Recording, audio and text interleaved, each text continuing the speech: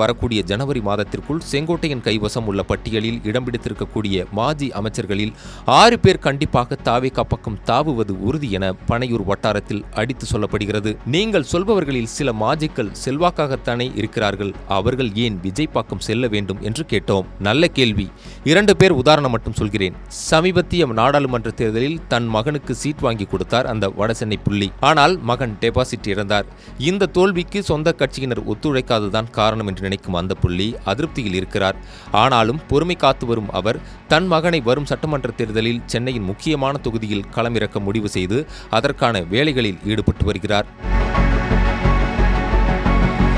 அங்கும் அவருக்கு கேட் போடப்பட்டால் தற்காலிகமாக அரசியலுக்கு முழுக்கு போட்டுவிட்டு சில மாதங்களுக்கு பிறகு கட்சி மாறும் முடிவில் இருக்கிறார். அதேபோல் அந்த மாஜி பெண் அமைச்சரும் சமீப காலமாக கட்சி தலைமை தனக்கு முக்கியத்துவம் கொடுப்பதில்லை என அங்கலாய்ப்பில் இருக்கிறார். அவரும் தேர்தல் நெருங்கும் வரை காத்திருக்க முடிவு செய்திருக்கிறார். கேட்கும் தொகுதி அவருக்கு ஒதுக்கப்படாவிட்டால் அதிமுகவிலிருந்து வெளியேறும் மூடில் இருக்கிறார்.